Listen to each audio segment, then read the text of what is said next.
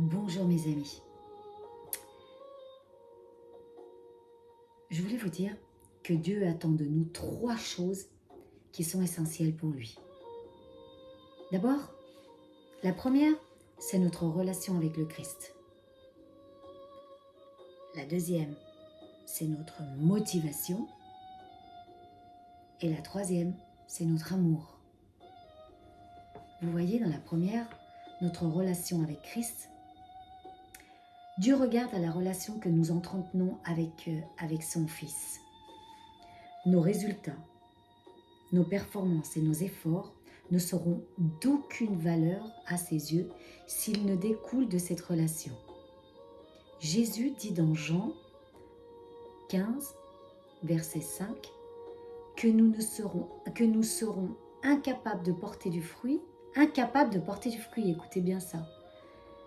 Le fruit, c'est ce qui va montrer au monde que nous appartenons à Jésus, que nous appartenons à Dieu. C'est notre fruit. Donc nous sommes incapables de porter du fruit si nous ne demeurons pas en lui et si nous refusons d'obéir à ses commandements.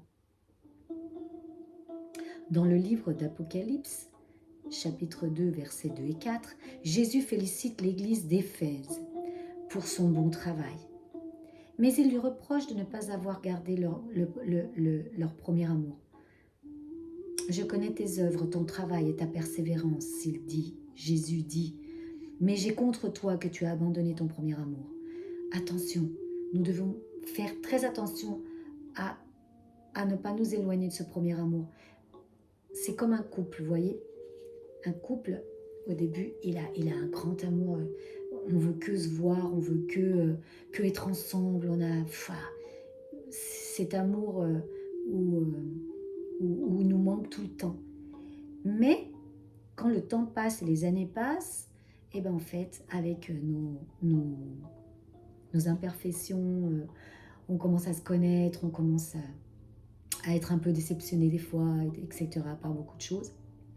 Et du coup, on n'a plus autant envie d'être ensemble. Plutôt, mais écoute, toi, je vais faire un tour. Enfin voilà, toutes ces choses, vous savez. Et avec Dieu, c'est pareil. Quand les années passent, des fois, ces promesses sont longues, vous savez. Des fois, ces promesses sont longues. Et donc, le temps passe et on n'a plus cet amour premier amour, où on ne veut qu'être avec lui, où on veut parler avec lui, où on veut être... Vous voyez. Mais ça ne doit pas passer. Donc Dieu nous met en garde. Que cet amour que tu as pour moi, que tu avais pour moi quand tu m'as connu, quand tu as su que je te parlais, quand tu as su que je t'avais appelé, cet amour ne cesse jamais. Ensuite, une chose essentielle que Dieu attend de nous, c'est notre motivation. Jésus disait aux pharisiens, des religieux, « Gardez-vous de pratiquer votre justice devant les hommes pour en être vus, autrement vous n'aurez pas de récompense auprès de votre Père, qui est dans les cieux. » Dans l'évangile de Matthieu, chapitre 6, verset 1, retenez-le, pour en être vus. Pour en être vus. Ainsi, vos actions les plus spirituelles n'ont aucune valeur. Si votre vraie motivation est de mettre votre ego en avant ou d'améliorer votre réputation, soit donc que vous mangiez, soit que vous buviez, soit que vous fassiez quelque chose d'autre, faites tout pour la gloire de Dieu. Il est écrit dans 1 Corinthiens, verset 10, 31. Chapitre 10, verset 31, pardon. Il est écrit que nous fassions tout pour la gloire de Dieu. Tout ce qu'on fait, ça doit être pour sa gloire. Tout ce qu'on dit, tout ce qu'on fait, puisque l'évangile l'évangile, c'est Jésus, c'est Dieu. Et nous, qu'est-ce qu'on fait? Simplement ce que Dieu nous demande de faire. Nous avons été appelés, mes amis, nous avons été appelés justement à ça. À parler de lui, à être des ambassadeurs sur cette terre pour proclamer sa parole, pour proclamer la liberté, pour aider ceux qui en ont besoin, pour mettre sur le bon chemin ceux qui se sont perdus, pour libérer les captifs, pour donner la santé à ceux qui sont malades, car nous avons cette autorité que Dieu, le Christ, nous a déléguée. Et ensuite, il y a autre chose essentielle que Dieu attend de nous, c'est notre amour. Notre amour. Il dit, aimez vos ennemis, faites du bien et prêtez, sans rien espérer en retour. Alors votre récompense sera grande.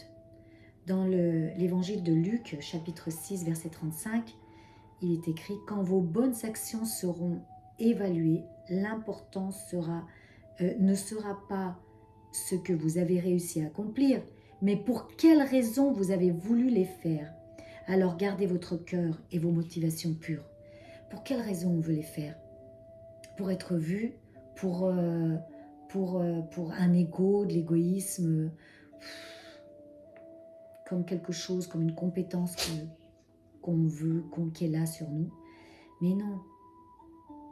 Vous voyez, Dieu nous appelle à aimer les autres, à être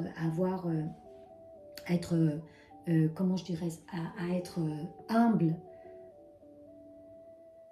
à les aimer, à avoir de bonnes actions. Mais pourquoi? Parce que lui nous le demande, parce que lui il l'a fait avec nous. Rappelez-vous comment vous étiez avant de connaître Christ.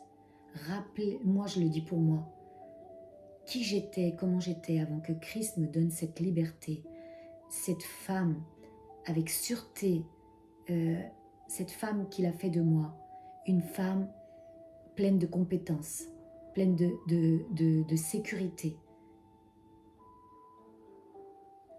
Quand avant dans mon passé, j'étais une femme abattue, pleine de peur, pleine de crainte. Cette crainte, avec son amour, Dieu me l'a enlevée. C'est pour ça que nous devons tout faire d'abord par crainte de l'Éternel et parce que lui ce qu'il nous a donné, il nous demande de le donner. Voilà mes amis. Alors, soyez bénis. Et surtout, que votre vie en Christ sur terre soit pleine en lui et soit vraie, authentique. À bientôt.